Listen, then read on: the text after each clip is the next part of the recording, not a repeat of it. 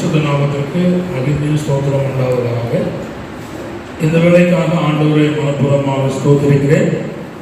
கூடி வந்து அனைவரையும் இயேசுவின் நாமத்தினாலே அன்போடு வாழ்த்தி வரவேற்கிறேன். கர்த்தர் நம்மை ஆசீர்வதிப்பாராக. கர்த்தருக்கு ஸ்தோத்திரம். ஹல்லேலூயா, ஹல்லேலூயா. வேதத்திலிருந்து நாம் ஒரு வசனத்தை வாசிக்க போகிறோம். 2 வசனத்தை வாசிப்போம். 1 கொரிந்தியர் புஸ்தகம் 11ஆம் அதிகாரம் 24, 25 வாசிப்போம். கர்த்தருக்கு ஸ்தோத்திரம். 1 கொரிந்தியர் 11ஆம் அதிகாரம் 24, 25. ஸ்தோத்திரம் பண்ணி அதை பிட்டு இதை வாங்கி புசியுங்கள், இது உங்களுக்காய் பிற்கப்படுகிற சரீரமா இருக்கிறது, என்னை நினைவுறும்படி இதை செய்யுங்கள் என்றார். போஜனம் பண்ணின பின்பு அந்தபடியே பாத்திரத்தை எடுத்து, இந்த பாத்திரம் ரத்தத்தினால் ஆகிய புதிய உடன்படிக்கையா இருக்கிறது, நீங்கள் இதை பானம் பண்ணும் போதெல்லாம் என்னை நினைவுறும்படி செய்யுங்கள் என்றார். இந்த வண்ணமாய் தலை தாழ்த்தி நாம் ஜெபிப்போம். பரலோக பிதாவே, நல்ல ஆண்டவரே, கிருபை நிறைந்த கர்த்தாவே, வாசித்த 2 வசனத்தையும் அப்பாவுடைய கரங்களை ஒப்புத் தருகிறோம். ஆண்டவர் ஆசீர்வதித்தாரும் சமீபத்திலும் தூரத்திலும் கேட்கிற கர்த்தருடைய பிள்ளைகளுக்கு ஆசீர்வதித்து நீ தரும்படியாக எங்களுடைய கரங்களை ஒப்புக் கொடுக்கிறேன். கர்த்தர் ரட்சித்து எங்களை இதுவரை நடத்தின தேவன் இன்னும் நடத்தும்படியாக ஜெபிக்கிறோம். வசனத்தை கொண்டு எங்களை ஆசீர்வதியும், தொடர்ந்து பேசி நாமத்துக்கு உதவி செய். இயேசுவின் நாமத்தில் ஜெபிக்கிறோம் நல்ல பிதாவே, ஆமென். கர்த்தர் ஸ்தோத்திரம். வாசித்த 2 வசனத்திலையும் ஆண்டவர் இயேசு கிறிஸ்துவினுடைய பாடு மரணத்தை சிந்திக்கும்படியாக சபைக்கு அறிவுறுத்துவதை நாம் பார்க்கிறோம். கர்த்தருக்கு ஸ்தோத்திரம். நான் இன்று உங்களுக்கு சொல்ல போகிற செய்தியினுடைய தலைப்பு என்னவென்றால், இயேசுவை நினைப்பதினாலும் இயேசுவை அறிவதனாலும் வருகிற ஆசீர்வாதத்தை உங்களுக்கு சொல்ல போகிறேன். உலகத்திலே பலவிதமான காரியத்தை மனுஷன் நினைத்து கெட்டு போகிறார். ஆனால் வேதம் சொல்லுகிறபடி அவரையும் அவருடைய காரியத்தை நினைப்பதனால் நமக்கு வருகிற ஆசீர்வாதத்தையும் அவரை அறிவதனால் நமக்கு வருகிற ஆசீர்வாதத்தையும் உங்களுக்கு சொல்லி தந்து என்னுடைய செய்தியை நான் நிறுத்த விரும்புகிறேன். கர்த்தருக்கு ஸ்தோத்திரம். முதலாவதாக இங்க வாசித்த வசனத்திலே சபையானது நாள்தோறும் அல்லது இந்த சபையில் இந்த உலகத்தில் இருக்கிற நாள் பரியந்தமும் செய்ய வேண்டிய பிரதானமான ஒரு வேலையை, ஒரு மகிமையான ஒரு காரியத்தை ஜனங்கள் செய்ய வேண்டும் என்பதை நாம் பார்க்கிறோம். பல சபைகள் தினசரி டெய்லி திருவிழாவை நடத்துகிறார்கள். அதுக்காக ஆண்டவரை ஸ்தோத்திரம் பண்ணுகிறேன். அவர்களுக்கு தேவன் அமிதமான பாக்கியம் கொடுத்திருக்கிறார். ஆனால் அதே நேரத்தில் அவர்கள் பரிசுத்தத்தோடு உண்மையோடு நடத்த வேண்டும். அது கர்த்தருக்கு உதவி செய்வாராக. சில சபைகள் 6 மாசம் வரையிலும் நடத்த மாட்டார்கள். அவளுக்கு என்ன அதுல இடையில 5 மாசம் என்ன குழப்பமோ எனக்கு ஒன்றும் புரியல. அப்புறம் 3 நாள் சுத்திகரிப்பு வைப்பார்கள். சுத்திகரிப்பு வச்ச பிற்பாடு நடத்துவார்கள். கர்த்தருக்கு ஸ்தோத்திரம். அப்போ அந்த 6 மாசமும் சுத்தமெல்லாம் இருப்பார்கள் என்று அவர்களுக்குள்ள எண்ணம். அப்படி அல்ல. ஆண்டவர் சொல்லுகிற வார்த்தை என்னவென்றால், என் மரணத்தை சபையானது, ஊழியர்களானது, விசுவாசிகளானவர்கள் உண்மையாக மாதத்தில் ஒரு முறையாவது டெய்லி நினைக்கணும். நான் அதுக்கு ஆண்டவருக்கு நன்றி செலுத்துகிறேன். ஆனால் திருவிருந்து ஆராதனை என்பது மாதத்தில் ஒரு முறை கண்டிப்பாக சபை அனுசரித்தாக வேண்டும். அப்படின்னால்தான் கர்த்தருடைய வருகைக்காய் ஜனங்கள் ஆயத்தப்படுவார்கள். அவர்கள் இயேசுடைய வருகை வரும்போது எடுத்துக்கொள்ளப்படுவார்கள். ஏனென்றால் இந்த ரசத்திலும் இந்த அப்பத்திலும் பானம் பண்ணுகிறவரை கடைசி நாள் எடுப்பேன் என்று சொல்லப்பட்ட வார்த்தை சத்தியம் உள்ளது. அவர் ஆண்டவர் கடைசி நாள் எடுப்பணுமானால் சபையானது இதை ஒழுங்கா கையாள வேண்டும் என்று கர்த்தர் எதிர்பார்க்கிறார். கர்த்தர் ஸ்தோத்திரம். ஆனாலே அந்த இயேசு கிறிஸ்துவினுடைய பாடு மரணத்தை நினைவுறுவதற்கு இங்கே இந்த இடத்திலே ஆண்டவர் அப்போஸ்தலனாகிய பவுலை கொண்டு சபைக்கு அறிவுறுத்துவதை நாம் பார்க்கிறோம். கர்த்தர் ஸ்தோத்திரம் பண்ணி அதை பெற்று நீங்கள் வாங்கி புசியுங்கள், இது உங்களுக்காக பிற்கப்படுகிற என்னுடைய சரீரமா இருக்கிறது, என்னை நினைவுகூரும்படி இதை செய்யுங்கள் என்றார். அது சோதரம் அவ்வளவுதான். அல்லேலூயா. அது உடட்டும்.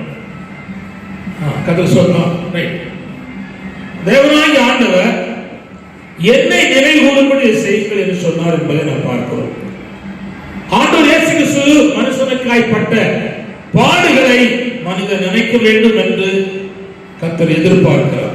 பிரியமானவர்களே, கல்வாரி சிலுவையிலே மனுஷனுக்காக இயேசு பட்ட பாடுகளை நினைக்க வேண்டும்.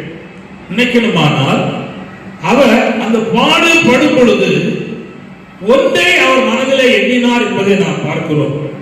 என்ன காரணம் என்னவென்றால், அவர் தம்முடைய ஜனங்களுக்காக அன்பு வைத்தார் என்பதை நாம் அறிகிறோம். பிதாவாகிய தேவன் அன்பு கூர்ந்தார், அதே போல இயேசுவும் அன்பு கூர்ந்து தம்மை தாமே காணிக்கையாக பழுதற்ற பலியாக கல்வாரி சிலுவையிலே அவர் தன்னை ஒப்புக் கொடுத்தார் என்பதை நாம் பார்க்கிறோம். அவருக்கு தெரியும் அந்த உண்மையான நோக்கத்தோடு அவர் செய்தார் என்பதை நாம் கவனிக்கிறோம்.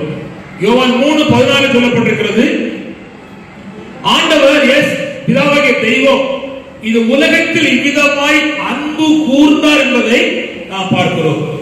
சோதரம். அதே போல வாசிப்போம், கலாத்தியர் 2:20 வாசிப்போம். கலாத்தியர்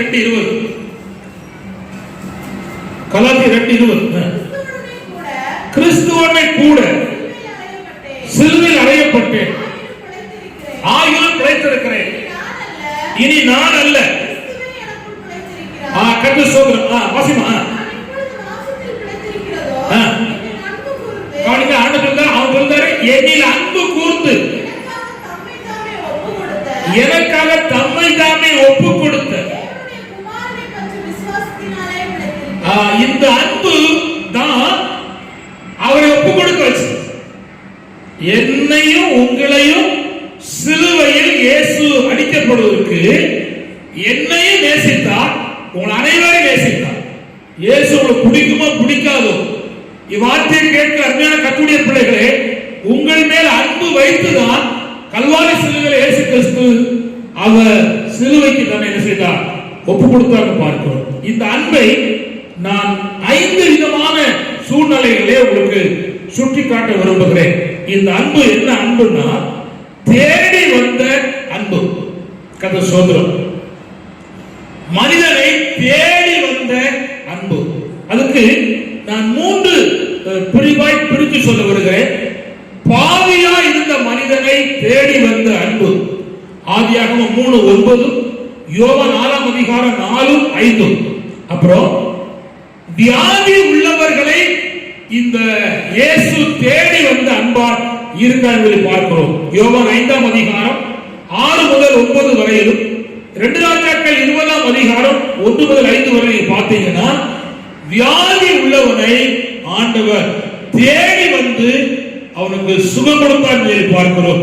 இவ்வார்த்தையை கேட்கிறவர்களே, வெளியே சொல்ல முடியாத அளவுக்கு சரீரத்திலேயோ உங்களுடைய சூழ்நிலையிலோ எந்த விதமான வியாதியின் தாக்குதல் உண்டாயிருக்குமானால், இந்த அன்பு, இயேசுடைய அன்பு உங்களுடைய வியாதிக்காக கல்வாரி சிலுவையிலே 3 ஆண்டுகளிலே தொங்கி தன் ஜீவனை கொடுத்திருக்கிறார்.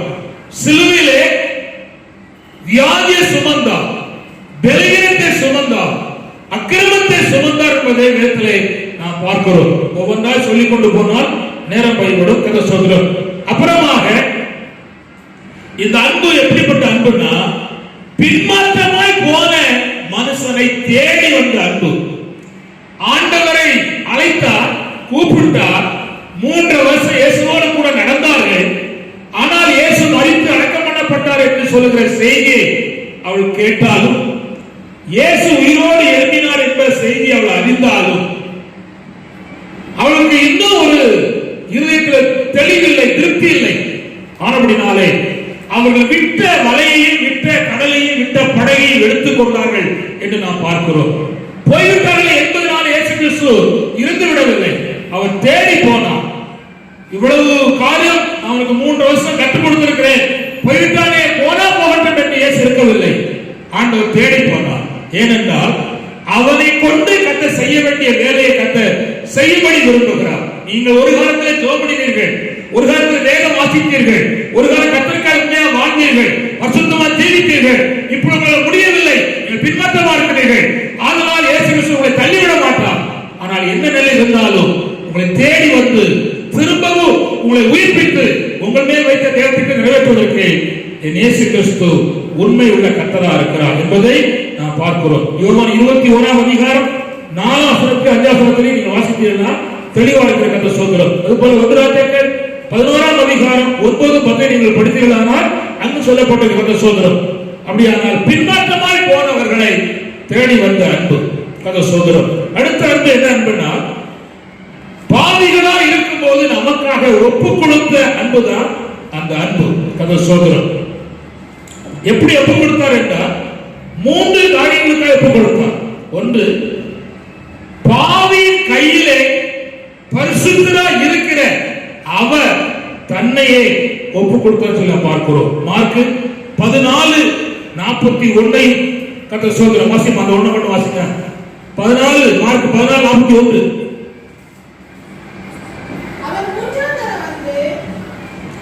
மார்க் 14:41 14 வாசி. அதான்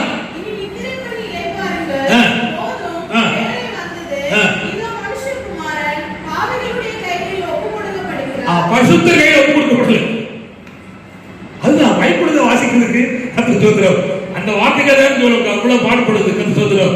பரிசுத்தர் கையில் ஒப்பு கொடுக்கப்படல, பாவியின் கையிலே 3வது தடவை என்ன செய்தார்? ஒப்பு கொடுத்தார். ஏன் அப்படின்னா கர்த்தர் சொல்கிறார், நம்முடைய வாழ்க்கையில தேவனாகிய ஆண்டவர் நம்மை அவர் நினைவு கூர்ந்தார் என்பதை நாம் பார்க்கிறோம். ஹல்லேலூயா, ஹல்லேலூயா. அப்புறம் கவனிங்கள், நிந்திக்கும்படி தன்னை ஒப்பு கொடுத்தார். எல்லாரும் அவர் நிந்திக்கும்படி நம்ம என்ன செய்தார்? ஒப்பு கொடுத்தார். வாசிக்கலாம்.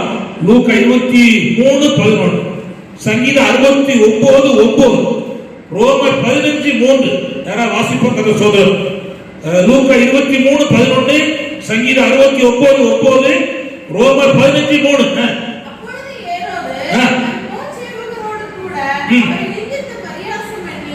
நிந்தித்து பரியாசம் பண்ணி, சங்கீதம் 69:9. பைபிள் விரல மாட்டுங்க.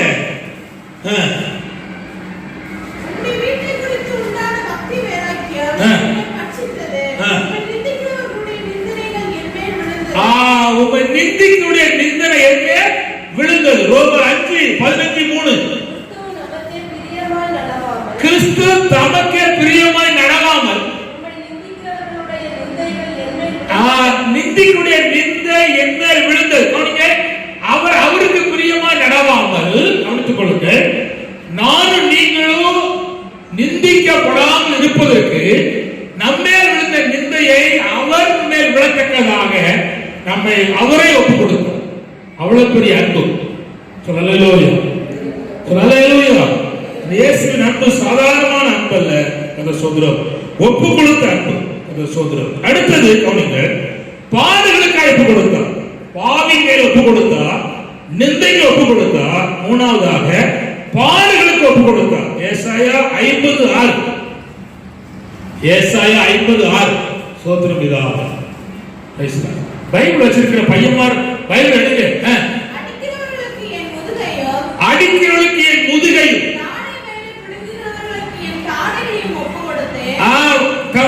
அடிக்கிறவனுக்கு ஆண்டவர் முதுகை ஒப்பு கொடுத்தார். தாடி மேல பிடுங்குவதற்கு தன் முகத்தை ஒப்பு கொடுத்தார். அவமானத்துக்கு உமிழ் இருக்கும். ஆண்டவர் மறைக்கல. பாருங்க, ஒருத்தன் காரி துப்புதான், முகத்தை இப்படிதான் வைக்கல. இன்னைக்கு ஒரு விசுவாசி ஒரு ஆளை பார்த்துட்டு முகத்தை வடக்கி தைக்கி வச்சுட்டு போறான். பாசம் முத்தி வழியுது. கர்த்தர் சொல்கிறார், உண்மையா கிறிஸ்துவ ஜீவனில் உள்ள அன்பு உள்ள தேவ பிள்ளைகளாக இருக்கிற தேவ பிள்ளைகளை ஒருத்தர் பார்க்கும்போது வாழ்த்து சொல்லி கனவுல முந்தி பண்ணணும். நீ முகம் அப்படி இல்லை, எங்கேயோ போகுது. காரணம் என்ன? இயேசு ஏற்றுக்கொண்டது உண்மை, ரட்சிக்கப்பட்டது உண்மை, முழுகி பிதாக்குமார வசத்தால ஏற்றப்பட்டது உண்மை. 5ஆம் நாள்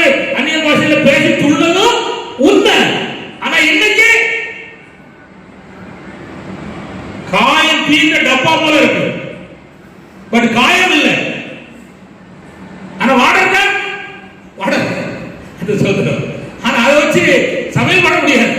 ஆமா, நன்றி பிதாவே, கர்த்தருக்கு ஸ்தோத்திரம். அப்படியான அப்படி வாழ்க்கையில ஆண்டவர் எதுக்கெல்லாம் ஒப்பு கொடுத்தாருன்னா, இல்ல கவனிங்கள்,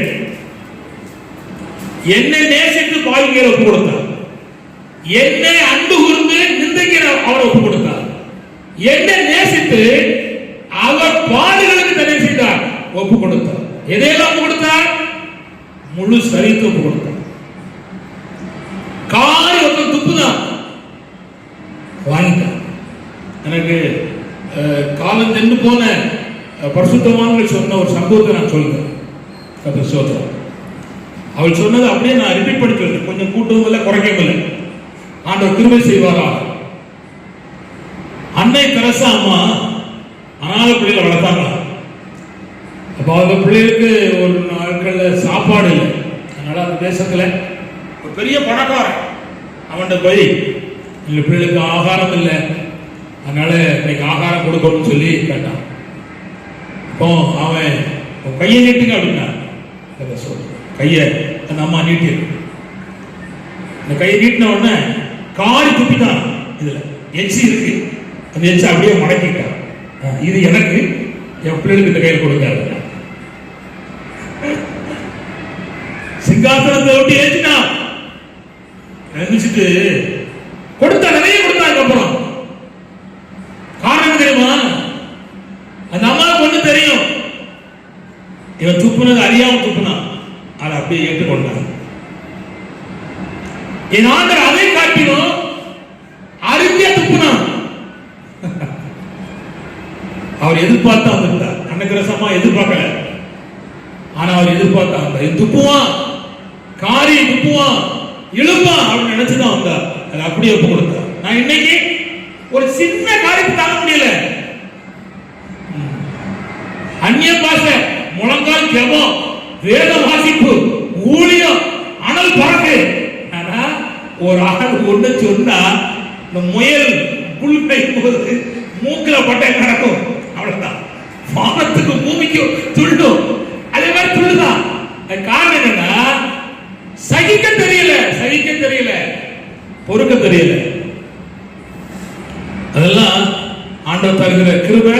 அது ஆண்டவர் நம்மை நடத்துவாங்க. சோதரம் முடியாமல் ஆண்டவர். அடுத்தது இந்த அன்பு என்ன அன்பு? மூணாவது அன்பு ஜீவனை கொடுத்த அன்பு. என்ன அன்பு சொல்லுங்க? ஜீவனை கொடுத்த அன்பு. நான் முதல்ல சொன்னேன், தேடி வந்த அன்பு, ஒப்பு கொடுத்த அன்பு, அப்புறம் மூணாவது ஜீவனை கொடுத்த அன்பு. இதுதான் கல்வாரி சிலுவையிலே 3 நாளே தொங்கும் போது சபை நினைக்க வேண்டிய பாடு மரணத்துல நினைக்க வேண்டிய காரியம். அந்த சோதரம் யோவான் 10:15, யோவான் 15:13 கதை சோதரம் கவனிங்கள். அதை வாசிக்காண்டாம் சொல்லுவது. எப்படி இருக்கும்போது கவனிங்கள், நானும் நீங்களும் பாவியா இருக்கும்போது ஒப்பு கொடுத்தது ரோமர் 5:8. இரண்டாவது அக்கிரமக்காரா இருக்கும்போது ரோமர் 5:6.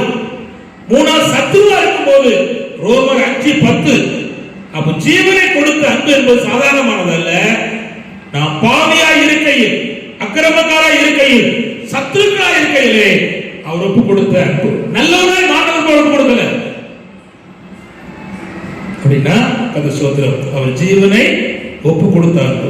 யோவான் 15:13 மட்டும் வாசி. யோவான் 15:13.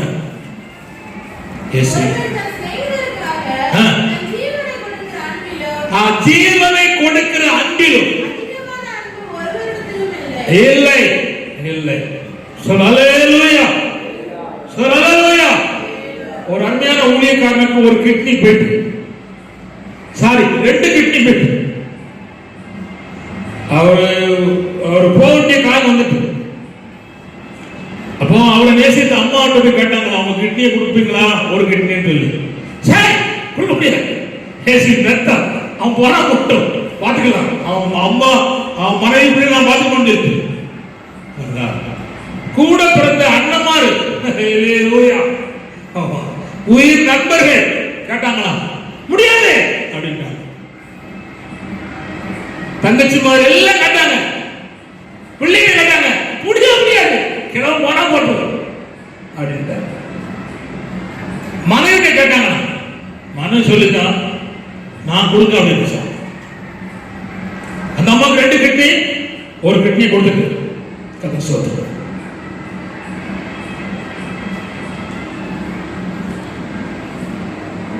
கொடுத்து அவருக்கு ஃபிட் பண்ணாங்க.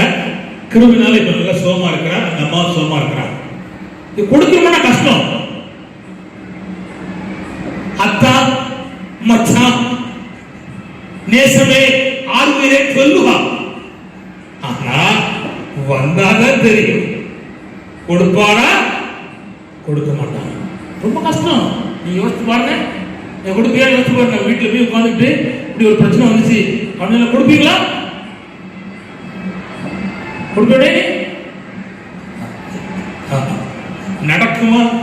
நடக்காது. அவர் எவ்வளவு பெரிய ஊழியம் இருக்காரு, செஞ்சது போட்டு அலையா விட்டுருவாங்க, கொடுக்க மாட்டாங்க. ஆனா ஆண்டவர் கொடுத்தார். அல்லேலூயா. தன் சிநேகனுக்காக தன் ஜீவனை கொடுக்கிற அன்பிலும் வேறொரு அன்பு இல்லை, கொடுத்தார். அந்த சோதரம். அப்படியானால் ஆண்டவராகிய தேவன் ஜீவனை கொடுக்கிற அன்புள்ளவராக இருந்தார். அந்த சோதரம். 4வது அன்பு என்னன்னா, இது மன்னிக்கும் அன்பு. என்ன அன்பு சொல்லுங்க? என்ன நீ கொடுமையான பாதகம் பாவம் செய்யறதா கூட இந்த அன்பு மன்னிக்கும். மன்னிக்கும். நீ பெரிய பாவி, இந்த உலகத்திலே மகா பெரிய பாவி என்கிற பட்டம் உன சூட்டப்பட்டிருந்தாலும், உன் மனைவியோ பிள்ளையோ சகோதரனோ சகோதரியோ ஊழியக்காரனோ ஊழியக்காரியோ உன்னை மன்னிக்காம சாவனம் தள்ளிருக்கலாம். ஆனா இயேசுவிடத்துல போய் ஏசப்பா நான் பாவி, பிரதான பாவி என்று சொல்லியாச்சுன்னா உடனே கர்த்தர் மன்னித்து கழுவி சுத்திகரித்து தூக்கி கையில் எடுத்து அதுவரை இல்லாத வேலையை செய்வதுதான் இந்த அன்பு. மன்னிக்கிற அன்பு. மன்னிச்சுட்டா 4 பேரை சொல்லாது. இந்த உலகமே அழிஞ்சாலும் சொல்ல மாட்டேன். ஆனா மன்னிச்சே சொல்லுது ஆளு 6 மாசம் கழிச்சு பிற்பாடு அதை திருப்பி சொல்லும். ஆமா நீங்க அன்னைக்கு அங்க பார்த்த ஆளு தானே, என்ன நீ மன்னிச்ச, என்ன நீ மன்னிச்ச, என்ன நீ மறந்த? மறக்கல மறக்கல மறக்கலையா? மறக்கல. மன்னிக்கவும் இல்லை, மனசுல வச்சிருக்க. இதெல்லாம் மேல போகாது. இங்க சக்சஸ் வெற்றி அல்லேலூயா அப்படின்னா எல்லாம் வருஷத்தோம். என்னை போல வருஷத்தோம் உண்டா, என்னை போல ஆள் உண்டா அப்படின்னு சொல்லலாம். ஆனா நடக்காது, மேல போய் சேர. மன்னிச்சுட்டா அவ்வளவுதான். அப்புறம் அது நினைக்கப்படாது. கதை சோதனை. ஆண்டுடைய அன்பு எப்பேற்பட்ட அன்புன்னா மன்னிக்கிற அன்பு. கதை சோதனை. அல்லேலூயா. நான் உங்களுக்கு சொல்ல விரும்புகிறேன். கொலோசியர் 3:13 வாசிக்க போறோம். லூக்கா 23ஆம் அதிகாரம் 33-34 வாசிக்க போறோம்.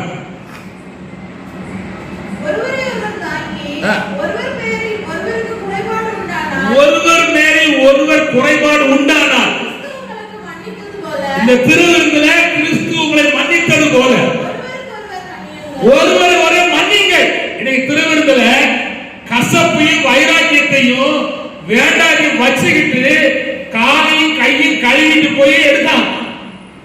சோதரம் ஆண்டு சொல்றாரு, ஒருவர் உங்களில் உள்ள என்ன குறைந்தாலும் கிறிஸ்து மன்னித்தது போல ஒருவரை ஒருவர் செய்யுங்கள், மன்னியுங்கள்.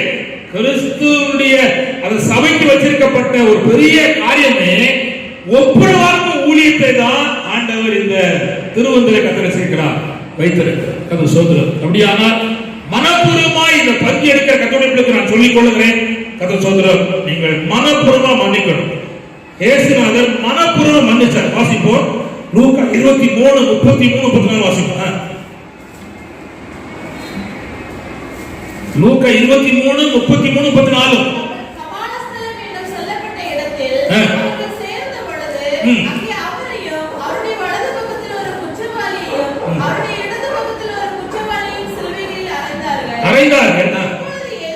அப்பொழுது இயேசு பிதாவே இவர்களுக்கு மன்னி,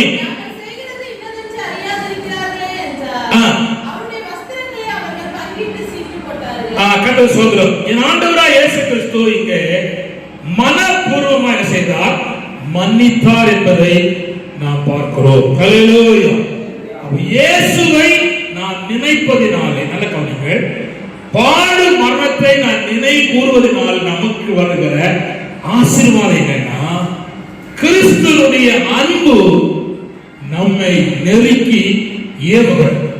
ஆசீர்வாதம் ஃபர்ஸ்ட். இயேசுடைய பாடு மரணத்தை நினைவு கூற அத்தனை கர்த்தருடைய பிள்ளைகளுக்கும் இயேசுடைய அன்பு நம்முடைய இருதயத்திலே நெருக்கி நம்மை ஏவுகிறது. அப்போஸ்தலனாகிய பவுல் அதை சொல்லுகிறார். வாசிக்க போற கர்த்தர் ஸ்தோத்திரம். வாசிங்க 2 கொரிந்தியர் 5:14 வாசிப்போம். 2 கொரிந்தியர் 5:14. கிறிஸ்துவின் அன்பு என்னை நெருக்கி ஏவுகிறது. ஓ கர்த்தர் சொல்ல, இந்த அன்பு அவருக்கு இருப்பதை அவர் அறிந்தபடினாலே, நல்ல கவனிங்கள், எந்த மனுஷனையும் அவர் மன்னித்தார், மறந்தார், அதுபோல வாழ்க்கையை அவர் மேன்மையா வைத்தார் என்பதை நாம் பார்க்கிறோம். ஹல்லேலூயா, கர்த்தர் ஸ்தோத்திரம். இரண்டாவது நான் நினைக்க வேண்டியது என்னவென்றால், கவனிங்கள், நற்கிரியை நாம் நினைக்க வேண்டும் என்று கர்த்தர் நம்மிடத்திலே எதிர்பார்க்கிறார். மத்திய சுவிசேஷம் 26ஆம் அதிகாரம் 6 முதல் 13 வரை வாசித்தால் அங்கே ஒரு சம்பவம் இருக்கிறது. நான் அதுல 10ஆம் வசனத்தையும் 12ஆம் வசனத்தையும் 13ஆம் வசனத்தையும் வாசிக்க போறேன். வாசிக்கமா? 10 வாசிக்க. இயேசு அதை அறிந்து அவர்களை நோக்கி, இந்த ஸ்திரியை ஏன் தொந்தரப்படுத்துகிறீர்கள்? என்னிடத்திலே நற்கிரியை செய்திருக்கிறார். ஃபர்ஸ்ட் 10ஆம் வசனத்திலே நற்கிரியை செய்திருக்கிறார் என்று ஆண்டவர் இயேசு சொன்னார். 12ஆம் வசனத்திலே வாசிப்பாங்க, இந்த தைலத்தை சரீரத்தின் மேல் ஊற்றினது என்னை அடக்க செய்வதற்கு அடையாளமா இருக்கிறது என்று சொன்னார். 13ஆம் வசனம். இந்த சுவிசேஷம் உலகத்தில் எங்கெங்கே பிரசங்கிக்கப்படுமோ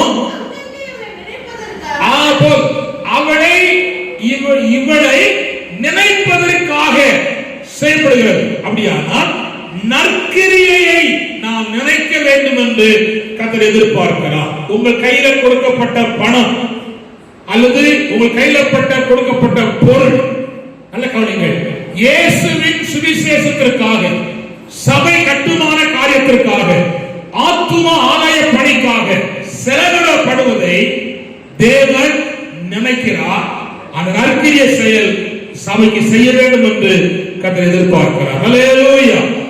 கர்த்தர் சபையை எதுக்கு வைத்திருக்கார் சொன்னால், கிறிஸ்துவின் சபை பக்தி விருத்தி அடைவதற்காக ஆண்டவர் வைத்திருக்கிறார். நல்ல கவனிங்கள், இந்த சபையின் மேல் என் ஆண்டவராகிய கர்த்தர் அன்பு கூர்ந்தார் என்று வேதத்திலே நான் வாசிக்கிறோம். ஹல்லேலூயா.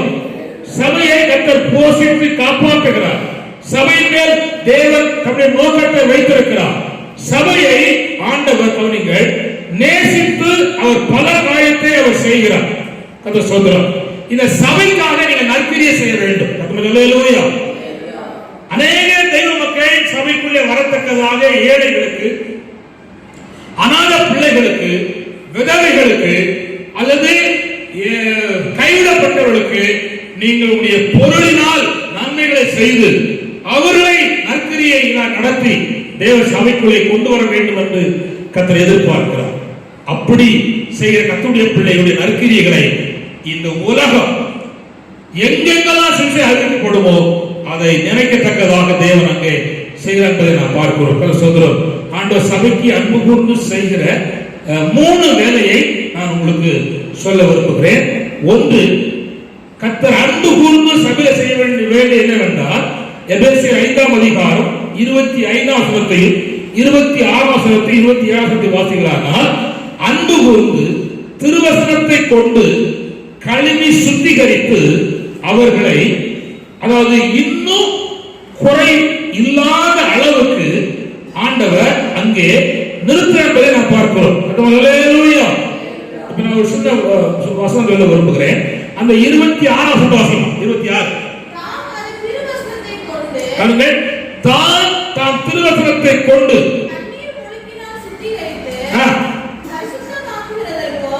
பரிசுத்தமாக்குவதற்கும் கரை திரை ஒன்றும் இல்லாமல் பரிசுத்தமும்,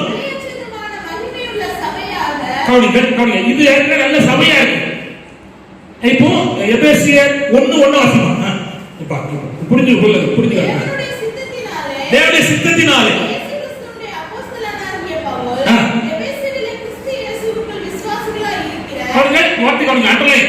கிறிஸ்து இயேசுவுக்குள் விசுவாசிகளாய் இருக்கிற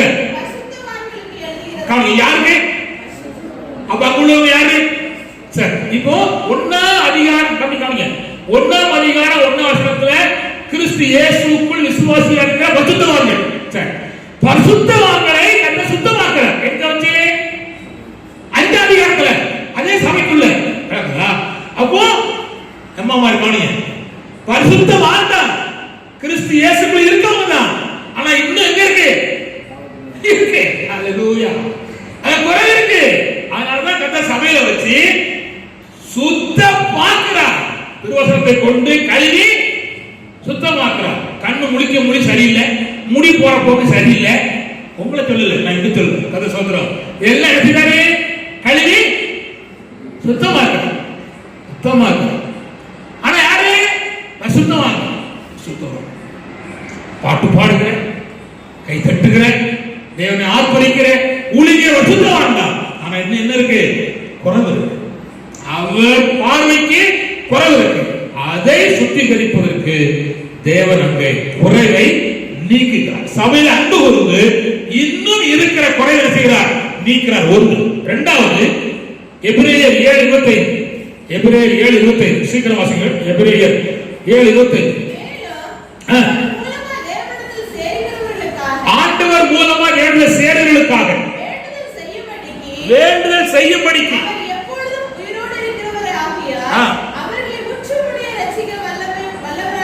அப்போ இரண்டாவது செய்யற வேலை என்னன்னா, அவனை முற்று முடிய ரட்சிப்பதற்காக அவளுக்காக வேண்டுதல் செய்ய. உங்களுக்கு யாரு ஜெபம் பண்றா ஜெபம் பண்ணலையோ, உங்க பாஸ்டர் ஜெபம் பண்றேன்னு சொல்லிட்டு தூங்கலாம், உங்க பாஸ்டர் அம்மா ஜெபம் பண்றேன்னு சொல்லிட்டு இருக்கலாம், தூங்கலாம், மறந்து போகலாம், ஸ்தாபனம் தூங்கலாம், எது மறந்து போகலாம். ஆனா இயேசுனால தேவனிடத்தில் சேருகிற கர்த்தருடைய பிள்ளைகளுக்கு அவர்கள் மேன்மை அடைவதற்காக சபைக்குள் இருக்கிறதுனால பிதாவாய் தேவனுக்கு முன்பாக இயேசு செலுத்துகிறார், வேண்டுதல் செய்கிறார். எப்பொழுதும் எந்த நேரமும் வேலை செய்கிறவர் இருக்கிறார். மூணாவது செய்கிற வேலை என்னன்னா, அது சொல்றோம் கொலோசியர் 1:24. கொலோசியர் 1:24. இப்பொழுது உங்கள் நிமித்தம் அடைகிற பாடுகள் சந்தோஷம் அடைந்து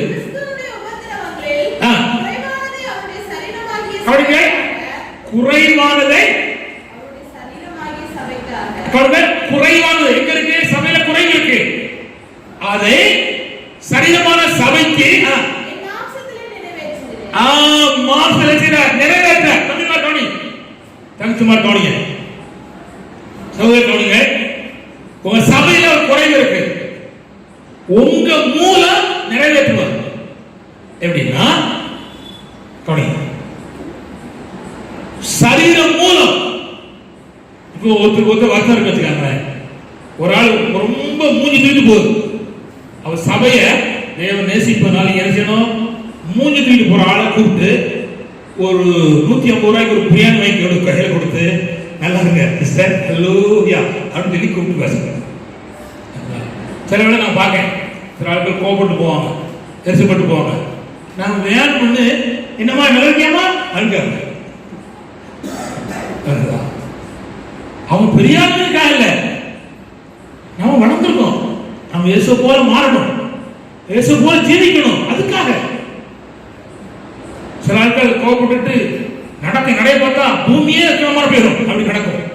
ஆனா என்ன செய்வது? ஐயா ஆண்டவரே இறக்கமாயிரும், கிருபையாயிரும் சொல்லி மனதாரம் செய்யறோம், வந்துச்சு மறந்து போறோம். காரணம் என்ன? அவரு போனார், இயேசுவே போனார், அதனால போய்தான் ஆகணும். அப்ப சபைக்கா என்ன செய்யறோம்? பாடுபடுகிறோம். ஹல்லேலூயா. கர்த்தர் சோதரர்கள். மூணாவது நாம் நினைக்க வேண்டிய என்னன்னா, சிலுவையை சகித்த இயேசுவை நினைக்க வேண்டும், விபரீதங்களை சகித்த இயேசுவை நினைக்க வேண்டும். வாசிக்க போறோம் எபிரேயர் 12:3. எபிரேயர் 12:3. சீக்கிரம். அதான்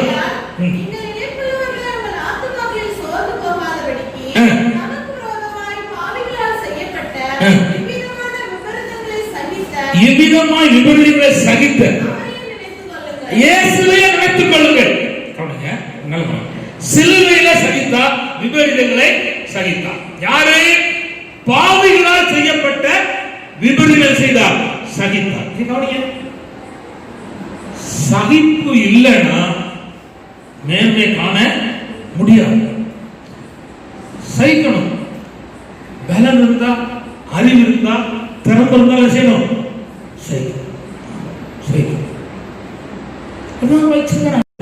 வழி கிடையாது. பாருங்க, தாவீது ரொம்ப பெரிய மனுஷன். கோலியாத்தை க்ளோஸ் பண்ணவர். எப்பேற்பட்ட பெரிய ஆளையும் முடிச்சார், சிங்கத்தையும் கரடியும் கொண்டுள்ளார். சீமை எழுதி நின்று ரத்த பிரியனே தொலைஞ்சு போ மண்டா போ மண்ணடித்தான். கூட சொல்றான், கொஞ்சம் ராஜா கொஞ்சம் இடம் கொடுங்க, செத்த நாய ஒரே குண்டா குத்தி கொண்டு வாய்ப்பு கொடுக்க. தேவனே என்னை தூசிக்கும்படி சீமைகளை வச்சுக்கலாம், கட்டிருக்கலாம், தூசி போன சொல்ல புரியுதா? சகித்தா திரும்ப வரும்போது முதலால் வரவேற்றான். தூசித்தானே அவன் தான் முதல்ல ஓடி போய் வாங்க ராசா ராஜா அப்படின்னு வரவேற்றான். பார்த்தீங்களா? போகும்போது தூசிக்கா, வரும்போது வரவேற்கிறான். இதுதான் உலகங்க. ஆனா தாவீது செய்தான், சகித்தான். நான் கேட்கிறேன், நீங்க சகிச்சிட்டீங்கன்னா உங்களை போல மேன்மையோட ஆளு யாருமே இல்லை. லேலோயா, அந்த வாசப்பள்ள கிடக்கு பாருங்க, ஒரு மேட்டு, சின்னதும் மிதிக்கும் பெருசும் மிதிக்கும். யார் மிதிச்சாங்க? எனக்கு இதான் கதி அப்படின்னு உட்கார்ந்து. நான் கேட்கிறேன், உங்களுக்கு தந்துக்க பாடு அதுதான் அப்படின்னா சந்தோஷமா நீங்க மிதி வாங்கிக்கணும், சகிச்சோம். ஏன் அவர் சகித்தா? ஏன் அவர் சிலுவை சுமந்தாருன்னா, அவருக்கு மேல பிதாவாகிய தேவன் வைத்திருந்த 3 காரியங்கள். ஒன்று, இதுதான் இயேசு போகிற பாதை, இதுதான் சித்தம் என்பதை பிதாவாகிய தெய்வம் இயேசுக்கு மேல வைத்திருந்தார். அதனால அவர் செய்தார், சகித்து வெற்றி பெற்றார். மத்தேயு சுவிசேஷம் 26:39, எபிரேயர் 10:7-10 வாசிக்காட்டா சொல்லிவிடுறேன், சொல்கிறோம். இரண்டாவது, அவருக்கு முன்பாக ஒரு பெரிய சந்தோஷம் இருந்துச்சு, அல்லது இனி வரும் பலன் மேல் நோக்கமா இருந்தார். இந்த சிலுவை சகித்த பிற்பாடு, இந்த விபரீத சகித்த பிற்பாடு எனக்கு இனி ஒரு பலன் இருக்கு அப்படிங்கிறத அவர் அறிந்திருந்தார். எபிரேயர் 12:2-3 நான் வாசிக்கிறேன். அதுபோல எபிரேயர் 11:26, இனி வரும் பலன் மேல் நோக்கமாயிருந்து ராஜாவுடைய கட்டளையை தள்ளினான் என்று மோசே சொல்லப்பட்டிருக்கிறது. அவனுக்கு என்ன நோக்கம் இருந்துச்சு? இனி வரும் பலன் இருக்கு, அதனால ஜனத்தோடு கூட துன்பத்தை அனுபவித்து தெரிந்து கொண்டான். அப்படியானால் கதை சொல்கிறோம். அடுத்தது மூணாவது என்னன்னா, கவனித்துக் கொள்ளுங்கள்,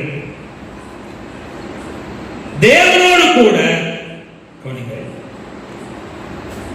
தேவராஜ்யத்தில் போய் சேருவேன் என்கிற காரியம் அவருக்கு இருந்ததுனால அவர் சகித்தான், பொறுத்தான். அல்லேலூயா, அல்லேலூயா.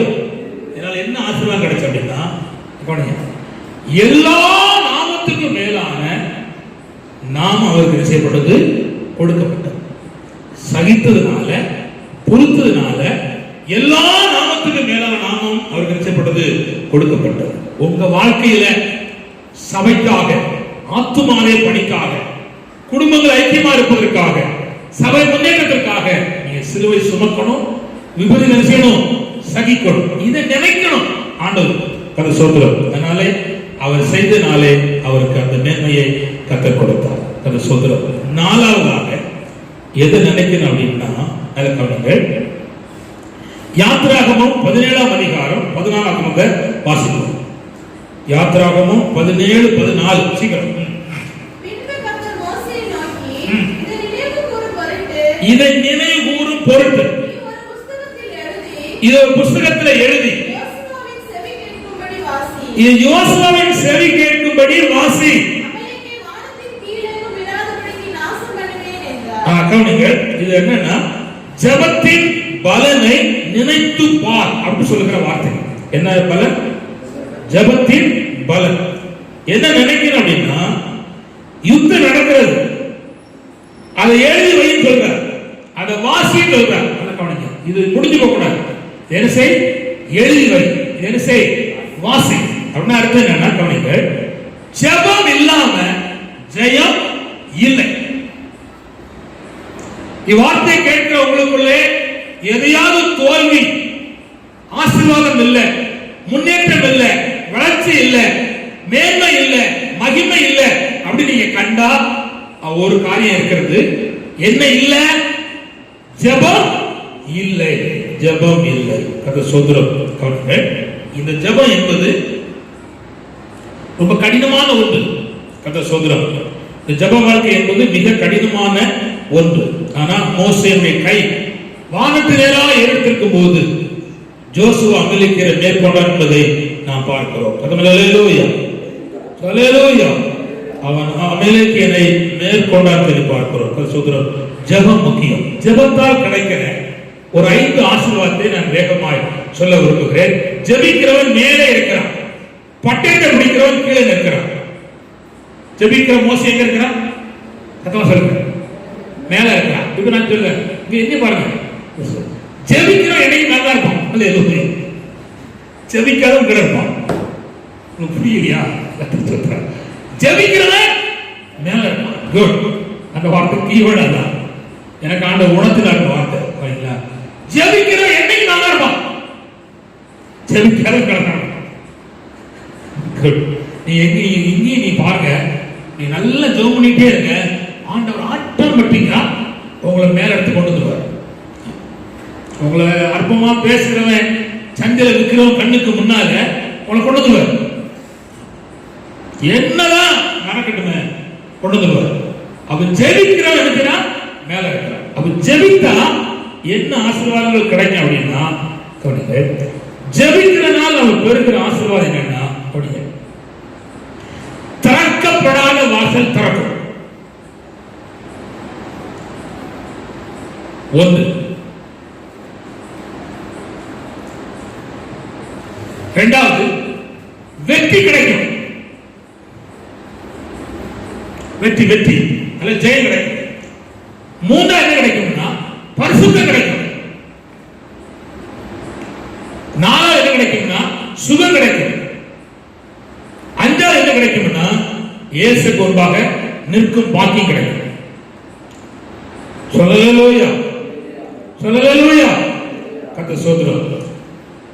திரும்ப திரும்ப நான் சொல்லல, இயேசுக்கு முன்பாக நிற்கிற பாக்கியம் கிடைக்கும். கடைசியாக நான் நினைக்க வேண்டிய ஒன்றை நான் சொல்லி அறிய வேண்டிய 2 காரியத்தை சொல்லி என் செய்தியை நிறுத்த விரும்புகிறேன். 2 தீமோத்தேயு புத்தகம் 1ஆம் அதிகாரம் 4 வாசிப்போம். 2 தீமோத்தேயு 1:4. இயேசுவின் ரத்தம். 2 தீமோத்தேயு 1:4.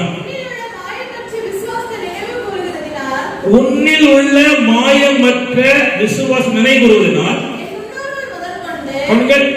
என் முன்னோர்கள் முதற்கொண்டு சுத்த மனசாட்சியோடு கவனிங்கள். அப்படின்னா என்ன அர்த்தம்னா, பரிசுத்தவான்கள் விசுவாசத்தை நினைத்து பார். இப்ப விசுவாசம் இல்லாத காலத்துக்குள்ள போய் கொண்டிருக்கிறது சபை, ஜனங்கள், ஆவிக்குரிய மண்டலம், ஊழியர்கள் எல்லாருமே விசுவாசம் இல்லாமல் போகிறது. ஒரு பையன் என்கிட்ட பாஸ் எங்கேயா ஊழியம் கிடைக்குமான்னு கேட்டான். ஊழியம் கிடைக்காது, ஊழியம் செய்யலாம் அப்படின்னு அவனுக்கு புரியல. பாஸ்டர் எனக்கு ரொம்ப கஷ்டமா இருக்கு, எங்கேயாவது ஒரு ஊழியம் கிடைச்சா நல்லா இருக்கும்னு சொல்லி நான் சொன்ன ஊழியம் கிடைக்காது, ஊழியம் செய்யலாம் அப்படின்னு அவனுக்கு புரியல. தம்பி, எத்தனையோ கிராமங்கள் இதுவரை இயேசு அறியாமல் இருக்கு, சபை இல்லாமல் இருக்கு, அங்க போய் ஊழியம் செய்யலாம்னு சொல்லி எவ்வளவு சம்பளம் தருவாங்க அப்படின்னு கேட்டான். நான் சொன்னேன், நான் சம்பளம் இல்லாத ஊழியத்தில் இருக்கேன், என்கிட்ட போய் கேட்டா கஷ்டம். நான் ஒரு பேங்க்ல லோனுக்காக போயிருந்தேன். அப்பொழுது உங்களுக்கு சம்பளம் பில் கொண்டு வாங்க பாட்டு கேட்டோம். நான் சொன்னேன், எனக்கு சம்பளமே கிடையாது தம்பி அப்படின்னு சொன்னேன். இந்த பேங்க்ல உள்ள மிக முக்கியமான ஆட்கள். அவன் சொன்னா லோன் கிடையாது அப்படின்னா ரொம்ப நன்றி போயிட்டு வரேன் அங்க வந்துட்டேன். இதான் நடக்கு. சில சூழ்நிலையில பேங்க்ல போனா சம்பளங்கள் கேட்கலாம். நம்ம எங்க சம்பளம் வாங்குறோம்? சம்பளம் கிடையாது.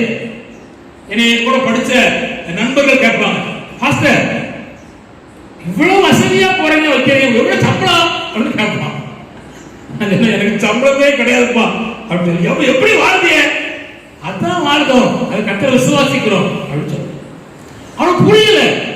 அவன் இந்துக்கார பையன் திரும்ப கேட்டான், பாஸ்டர் கொஞ்சம் விளக்கமா சொல்லுங்க பாஸ்டர்.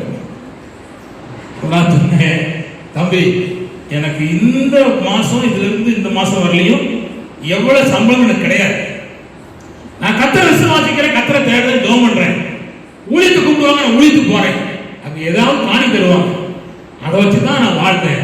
அப்படியா அப்படின்னா ஒரு நிரந்தரமா சம்பளம் இல்லையா? கிடையாது. அதான் விசுவாச ஊழியம். நான் சொல்லுகிறேன், ஆதியில் உள்ள பரிசுத்தமான விசுவாசத்தை இருக்கணும் நினைக்கணும். இடையில வந்து பரிசுத்தமான ஊழியங்களை நினைக்கூடாது.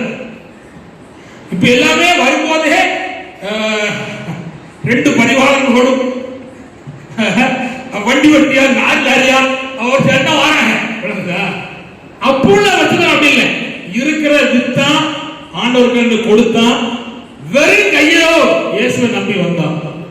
கர்த்தர் அவர்களை பிழைப்பூட்டினான், நடத்தினான். அந்த விசுவாசத்தை நம்பி அதை நினைவு. இவ்வார்த்தை கேட்கிற உங்களுக்கு நான் சொல்வது என்னன்னா, எப்பேற்பட்ட காலத்திலையும் விசுவாசிக்கிற தேவ பிள்ளைகளுக்கு தேவன் கொடுக்க வல்லவர். அல்லேலூயா, அல்லேலூயா, அல்லேலூயா. ஒரு சகோதரி ஒரு சின்ன தப்புச்சுன்னா வேற ஒண்ணும் இல்ல, 2-3 பிள்ளையை பெற்றெடுக்க இனி எனக்கு பிள்ளை வேண்டாம்னு சொல்லி ஆத்துல போய் ஊசி போட்டார்.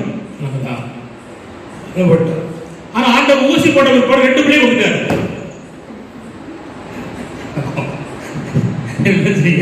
அதுக்கப்புறம் தலையில கை வச்சுட்டு அழுதா. அப்புறம் புரியல அவனுக்கு.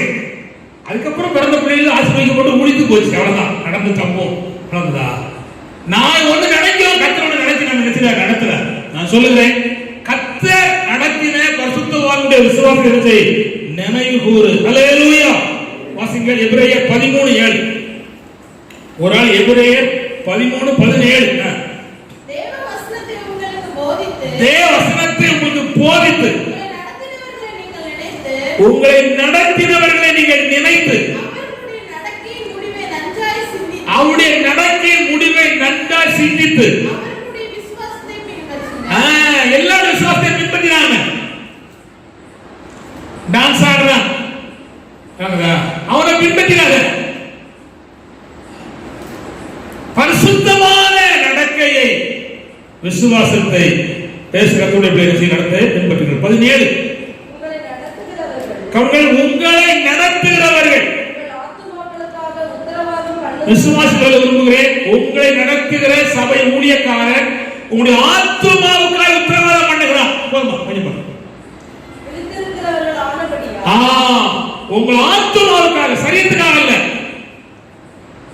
சில தப்பா புரிஞ்சுக்கிறாங்க. சரீரத்தின் நன்மை நிச்சயம் தருவார். அல்லேலூயா, அல்லேலூயா. ஒரு சகோதரன் குழந்தை இல்லைன்னு வந்தான். அவன் பேரு பஸ்ல முருகன். அப்புறம் மோசியா மாறினான். குழந்தை இல்லைன்னு வந்தான். ஜெபித்தோம், திருக்குடி சர்ச்சையில் வச்சுதான் ஜெபித்தோம், அழுதோம், உபவாசித்தோம். டாக்டர் சொன்னாரா நடக்கவே நடக்காட்டான். நான் சொன்னேன் அவனை பார்த்து, அப்படிலாம் சொல்லாத, கத்த தருவேன், கவலைப்படாது. எப்படி இப்படி தைரியமா சொல்லிடு? நான் அப்படி பிறந்த ஆள் அப்படின்னு. எங்க அப்பாவுக்கு கல்யாணம் முடிச்சு 25 வருஷம் குழந்தை இல்லை. அதுக்கப்புறம் பிறந்த ஆளுங்க. இதுக்கு எப்படி வேணும் அவனு சொன்னேன். அவன் தைரியப்பட்டான். பரவாயில்லையே, நீரே பிறந்து வளர்ந்து வர்றீங்கிற அப்படின்னு தைரியப்பட்டான். ஜெபித்தோம், கத்த குழந்தைய கொடுத்த வரிசையா. அப்புறம் அவனுக்கு கவர்மெண்ட்ல வேலை நிரந்தரம் இல்லை. ஏதோ 10 வருஷத்துக்கு வேலை பார்த்துட்டா நிரந்தர வேலை கிடைக்கல. அதுக்காக ஜோம் பண்ணோம். ஆண்டவர் கொடுத்தார், நிரந்தர வேலையை கொடுத்தார். இப்ப சர்ச்சைக்கு பை டாட்டா பை பை. இதுதான் நடக்கு. ஜெபம் பண்றோம், கொடுக்காரு, அப்புறம் போயிடலாம். நான் இடையில அங்க எங்க பார்ப்பேன், மோசே அவ்வளவுதான். என்ன சொல்வது ஐயா? அப்படியானா ஆண்டவர் எதையும் செய்ய வல்லவர். விசுவாசத்தில் நடக்கிற சுத்தவனுடைய காரியத்தை நினைக்கிறோம். ஹல்லேலூயா. அப்புறம் எபிரேயர் 11ஆம் அதிகாரம் 17-18 வாசிப்போம். எபிரேயர் 11-17-18.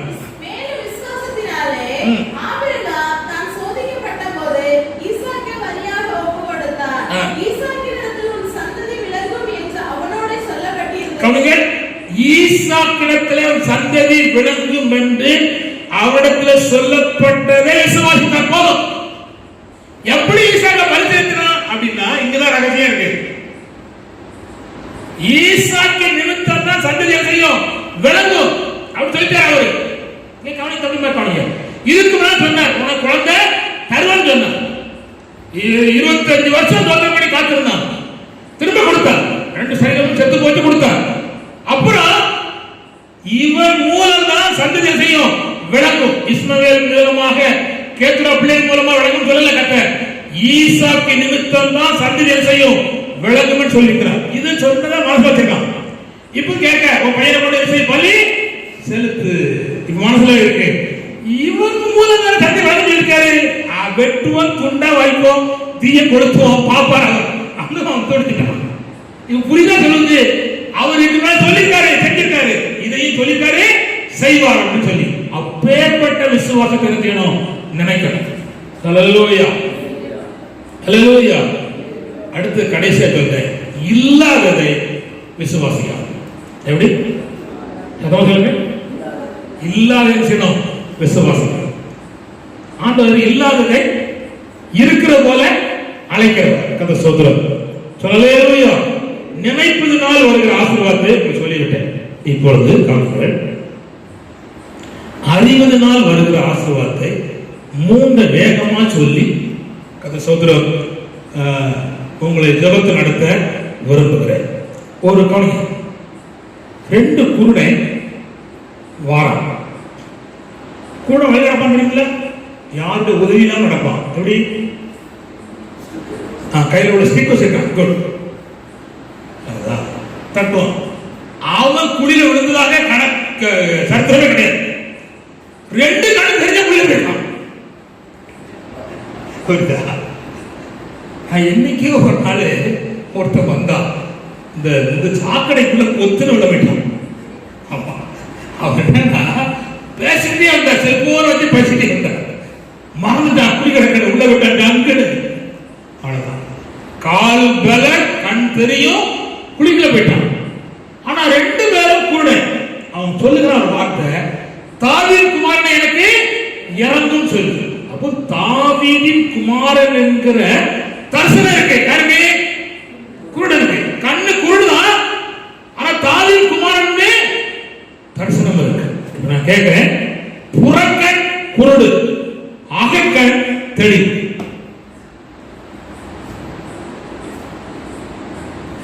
இப்போ புறக்கண் குருடானவர் அகக்கண்ணிலே ஆண்டவரை அறிந்திருக்கார். ஹல்லேலூயா, ஹல்லேலூயா. நான் கேட்கிறேன், உன் கண்ணுக்கு முன்னால பல காரியம் தெரியாம இருக்கலாம், ஆனா இருதயத்தில் இருக்கிற அந்த மேன்மையான காரியம் உங்களுக்கு தெரியும். ஹல்லேலூயா.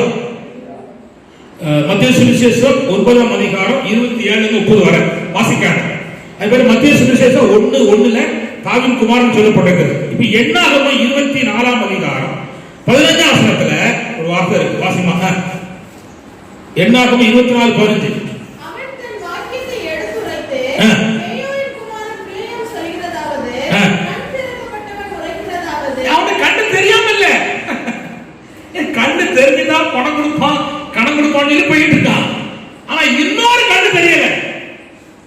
தம்பிக்குமார் பாருங்க, இன்னொரு கண் தெரியல. என்ன கண் தெரியல அப்படின்னா, இந்த ஜனத்தோட கத்தரை ஆசிரியப்பட்ட ஜனம், இந்த ஜனத்துக்கு தூரத்தில் நட்சத்திரம் ஒண்ணு தோன்ற போகுது அப்படிங்கிற கண்ணு செய்யல, தெரியல. ஆனா கத்தர் அவன் கண்ணை திறந்த போது தூரத்தில் உள்ள காரியத்தை அவன் செய்தான், கண்டு கொண்டான். ஹல்லேலூயா, ஹல்லேலூயா. அவன் தூரத்தில் உள்ள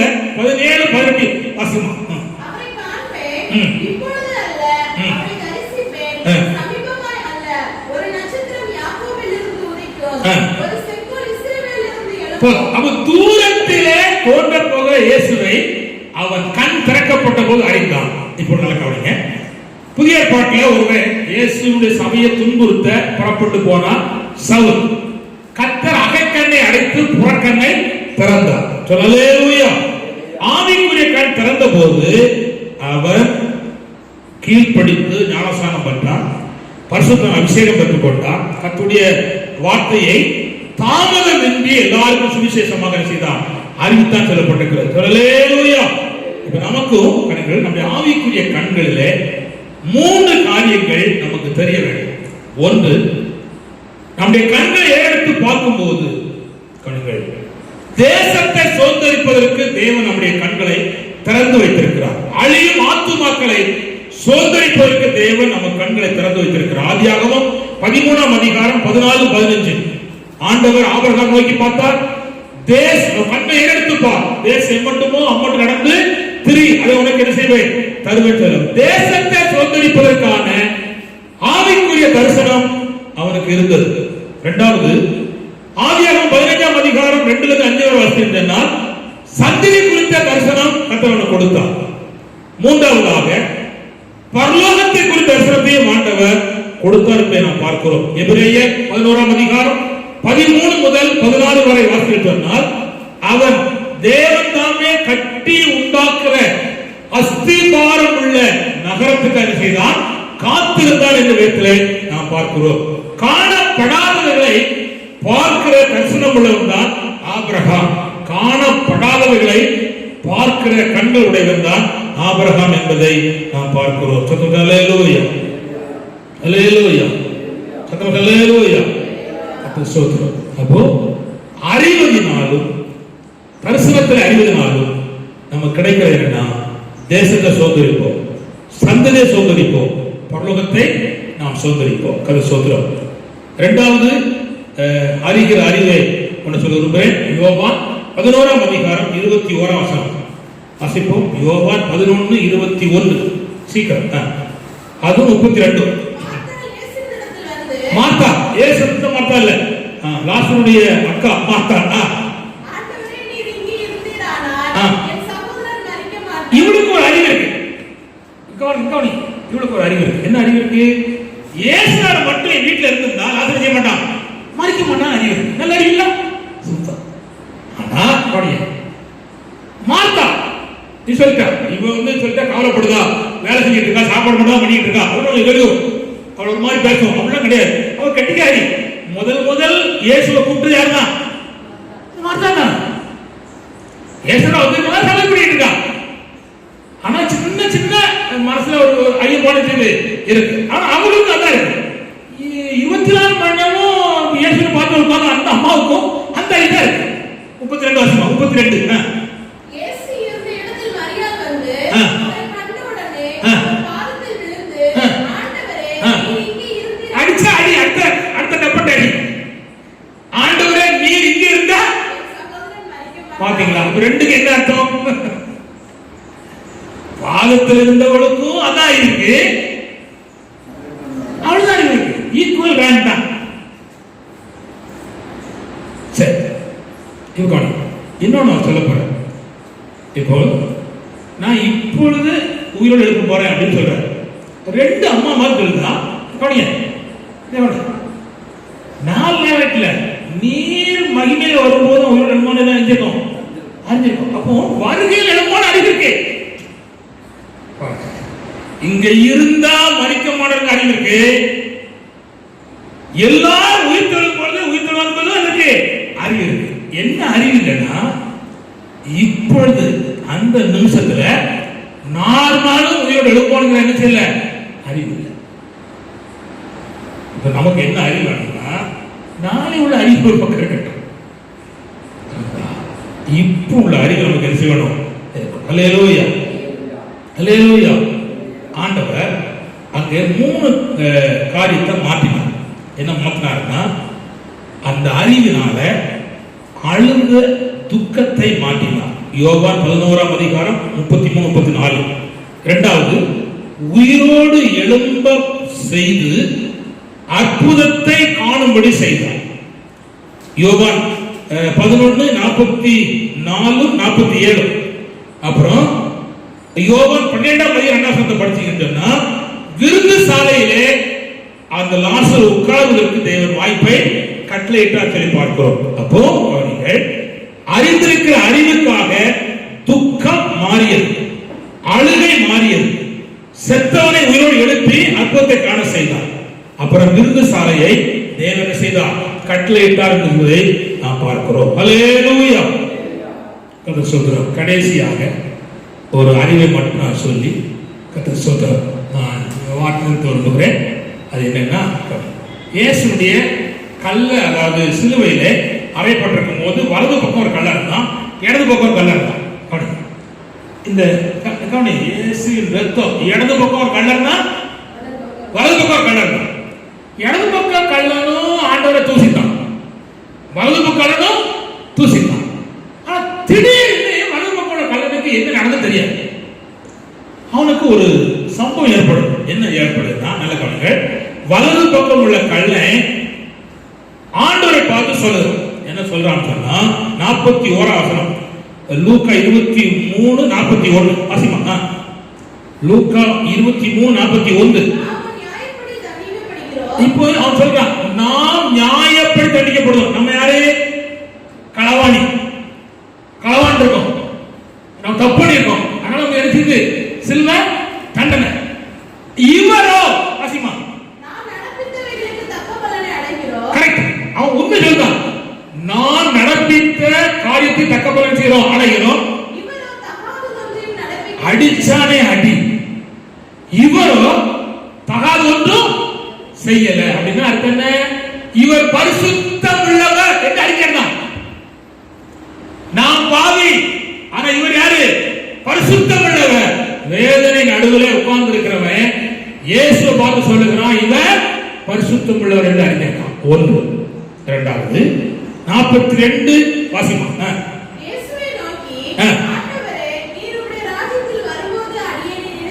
இங்க அது ரெண்டு வார்த்தை இருக்கு. இயேசுவை பார்த்து சொன்னா ஆண்டவரே தான், இவர் தான் ஆண்டவர், இவரை தவிர வேறொரு ஆண்டவர் இல்லை என்ற அறிவு இருக்கு. எதுல? வேதனை நடுவில் அவன் பார்க்கிறான். மூணாவது என்னன்னா, ராஜ்யத்துல வரும்போது செய்யும் நினைக்கிறது. அப்போ இவருக்கு ஒரு ராஜ்யம் இருக்கு. செத்த பிற்பாடு போறது இல்லை, செத்த பிற்பாடு எழும்ப போறாரு அப்படின்னு சொல்ற. அப்ப இனி வரும்போது நல்ல கவனிங்க, 3 அறிவு இருக்கு. யாருக்கு? சாக போறவங்களுக்கு. வலது பக்கத்தில் இருக்கிற கல்லனுக்கு 3 அறிவு இருக்கு. இவர் பரிசுத்த, இவர் ஆண்டவர், இனி இவர் மரிச்சாலும் எழும்ப போறார், இவருக்கு ஒரு ராஜ்யம் இருக்கு. அதுல வரும்போது என்ன செய்யும்? நினைத்துக் கொள்ளும் சொல்லு. ஆண்டவர் ஒரு அடி அடிச்சா அடுத்த அடி. இன்றைக்கு என்னோடு கூட பரதேசிலே இருப்பாய் சொல்லு. அப்ப அவனுக்கு கிடைச்ச பலன் என்னன்னா, அவன் அறிந்திருக்கிற அறிவுக்கு இளைப்பாற ஸ்தலத்துல போய் சேர்க்கிற பாக்கியத்தை அடுத்ததுதான். நான் கேட்கிறேன், இந்த பங்கு யாருக்கு கிடைக்கும் அப்படின்னா, எப்பொழுது யோகமணி விழித்திருக்கிறவனுக்கு இந்த பங்கு கிடைக்கும். இரண்டாவது, அனுதினம் தன்னை பரிசுத்தப்படுத்திக் கொள்ளுகிற எனக்கு உங்களுக்கு கர்த்தர் தருவார். கண்களை போடுவோம், கத்து நோக்கி பார்ப்போம். நினைப்பதனால் உண்டாக்குற ஆசீர்வாதம், இயேசுவை அறிகிறதுனால் உண்டாக்குற ஆசீர்வாதத்தை உங்களுக்கு நான் இந்த நேரத்திலே உங்களுக்கு சொல்லிக் கொடுத்திருக்கேன். சோதரம் ஆண்டவருக்கு முன்பாக எல்லாரும் கண்களை மூடி நாம் ஜெபிப்போம்.